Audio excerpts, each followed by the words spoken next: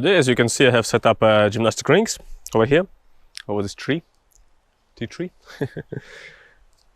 So, we're gonna train ring workouts. We start with push-up on the rings.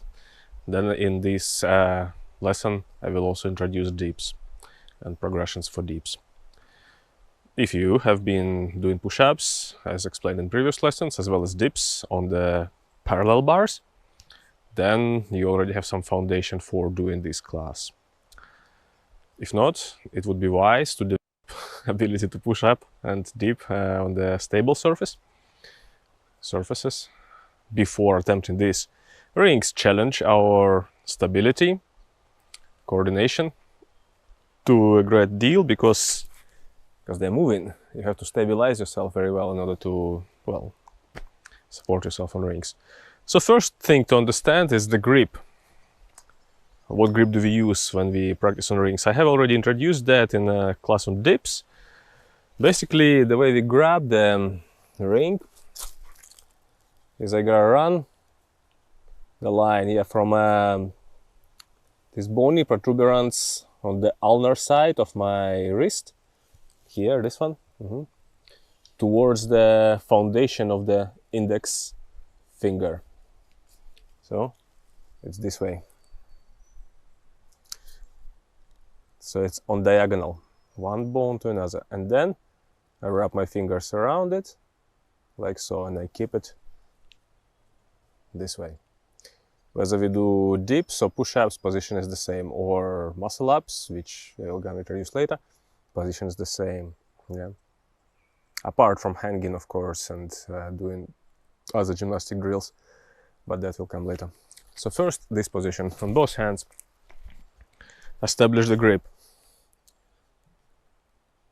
Yeah. Again, for you to see from the ulnar side of the wrist towards the index finger side. Yeah. Wrap the fingers around the rings and give grip. Then I basically am going to prop myself up like this and come to a push-up position. This is not a big incline, the rings are not so low, and besides I'm uphill too. And first we just want to test stability. How are we doing here? Yeah. Probably you'll feel a bit shaky because the rings are moving constantly. They're suspended in the air. So just spend a few moments being here. Maybe put a timer, say 30 seconds, just supporting yourself on rings like so. Yeah. To a minute, whatever. Just standing, holding the rings, holding on to the rings. Then we want to establish the alignment as it is for the push-up. So you want to align the spine from the crown of the head to establish this line, as I've explained before, yeah, from the here to here, without arching, one line, yeah. So you don't want to be arched when we do this, butt shouldn't be sticking out, should be tucked in. Shoulders, not there, yeah, drop shoulders. So if I come to a support on the rings, not there, yeah. You want to align your neck, free your shoulders, yeah, so there is no tension. Then align the spine, tuck in the butt. Then establish the shoulder blades such that they're not squeezing together like this. So here between the shoulder blades, if you were to stick your finger between them and bring the shoulder blades together such that they pinch your finger, that's the incorrect position. Yeah, you want to slide shoulder blades away from each other. Yeah, so they're not being pinched. So if you come here, yeah, and then bring the shoulder blades back, then they're touching, then spread them so they're not touching. But at the same time, you don't want to round the upper chest or thoracic area of the spine. You want to spread the shoulder blades, but keep the spine aligned and extended. So, prop ourselves up and we support ourselves there. First, just learn to maintain this position. That's imperative.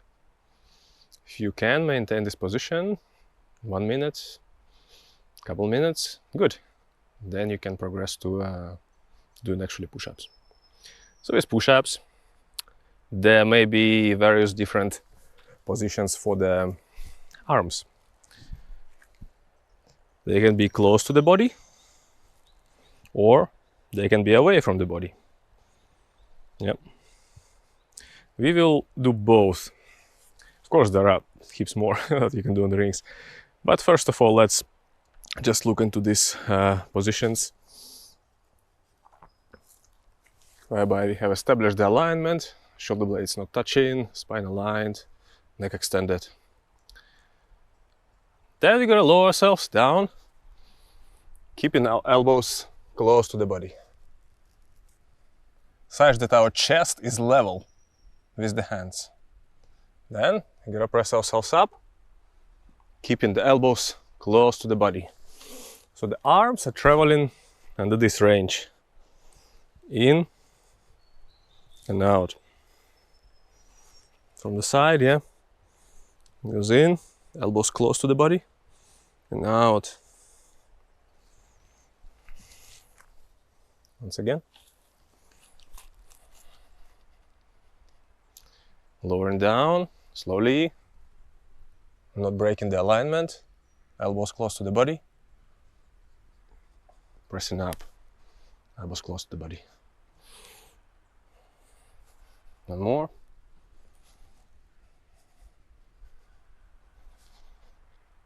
So at the beginning, try to do, well, maybe a set of 5.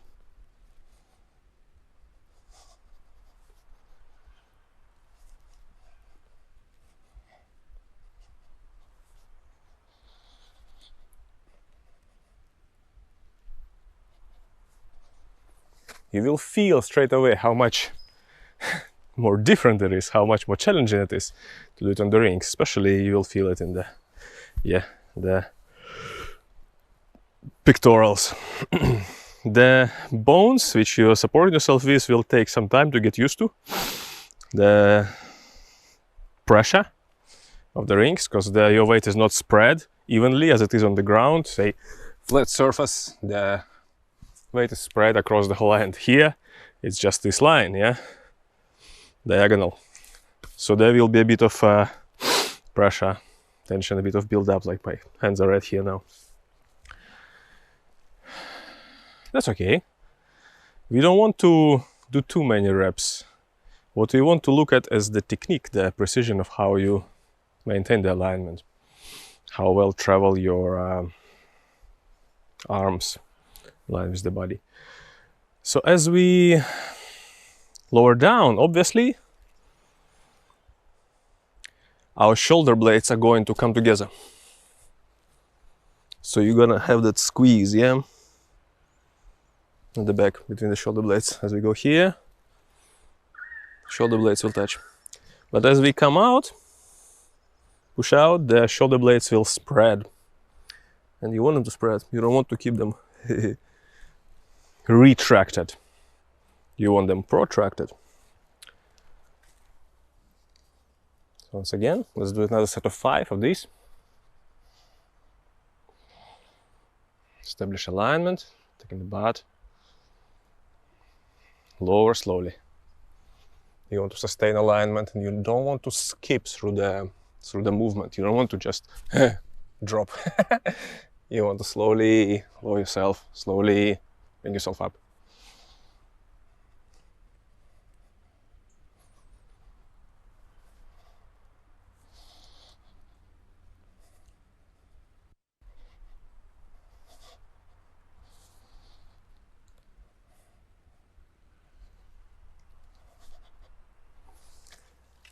So as we come up, of course, as an ordinary push-up, you want to completely extend the arm. You don't want to do this. as in bodybuilding, if you haven't done it, people might do it to just build up this lactic acid in the muscle so that they can grow eventually, pumping the body. We don't want that. It's no use. Remember, in these arts, we want to train ourselves within particular sequence of sinew changing principles. This is not sinew changing, obviously. That mechanism includes your absorbing the mind into the body and enabling chi to produce the change within the tissue. But even before that, as I've explained already, the body needs to be open to a certain extent, physically.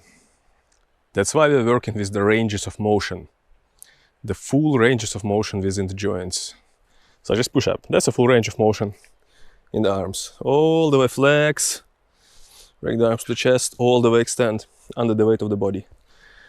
This will help to strengthen and stretch the tissues, but we don't want to increase the bulk of the muscle, because that will get in the way of chi spreading when we actually do the chi gun, which is the way to open the body in accordance with Yi Jin Jin, sinew changing.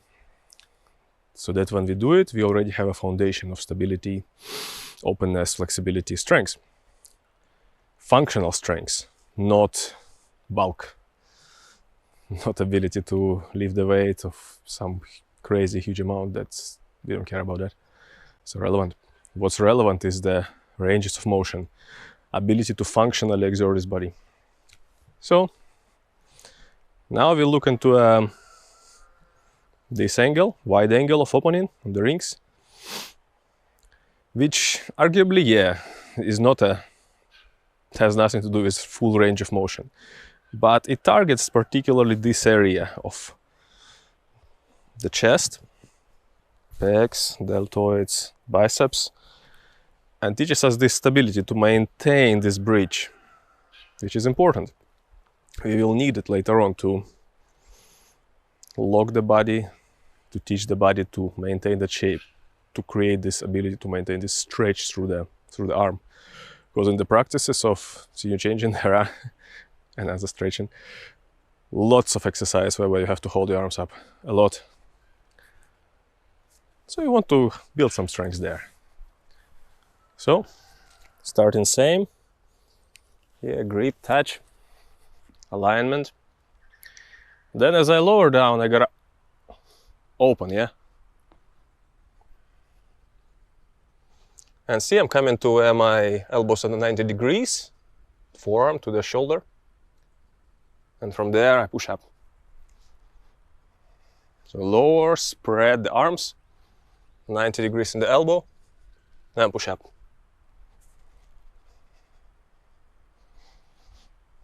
Out, 90 degrees in the elbow, and push up. As I lower again, the shoulder blades are going to retract. And as I come up, they protract. One more.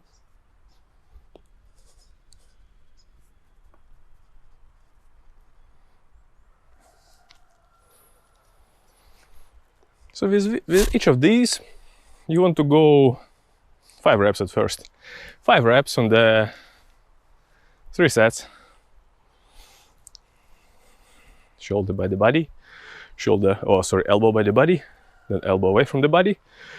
But here, as we have this bridge, 90 degree in the elbow, the humerus bone, the forearm bones, and the humerus bone. And another one the same. And then we extend from there. Yeah. Try it, you'll feel what it targets in the body, what kind of strengths you need to perform this movement.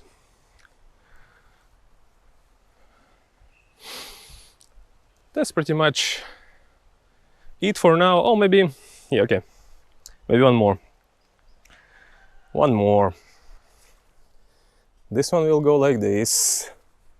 We start in an ordinary push-up, where we load down to here, and we're going to extend one arm completely to the side.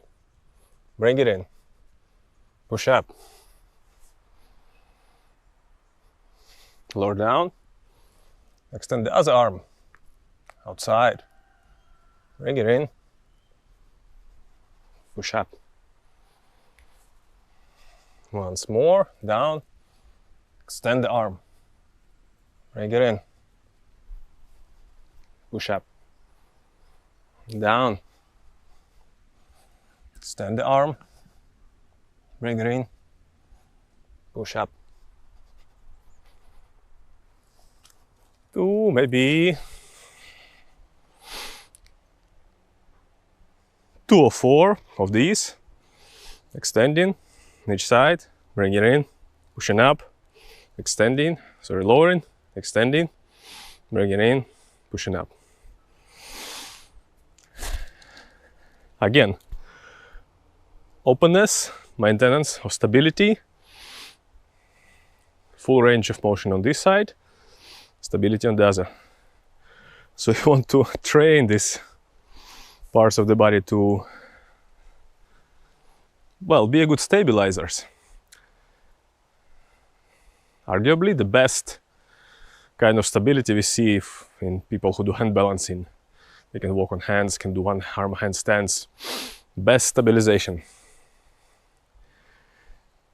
But in my opinion, I've done a lot of that in the past, was very good in hand balancing. In my opinion, it's not necessary for changing of the body in accordance to senior changing classics. Why? Because, well, if you do it a lot, you'll notice there will be a build-up of chronic tension around the shoulder girdle. We don't want that, obviously not. We don't want any chronic tension in the body. What we want is some ability to stabilize, to hold this body under the varying angles which are unhabitual, challenging, and so the body can adjust, can stabilize. That will help the tissue fibers to bind sort of together into these lines of connective tissue. I noticed that people who engage in the senior changing process without prior training in balance work, strength, mobility, and the balance at the same time, this type of work, they have troubles causing this wetsuit of connective tissue to build along the lines of openness. Why? Because body doesn't know how to hold itself in space under the challenging angles. So we want to teach it mechanically first before we do connect it energetically. So that will be it for now in terms of push-ups. In the next clip, as in this lesson, we will look into dips. Thank you.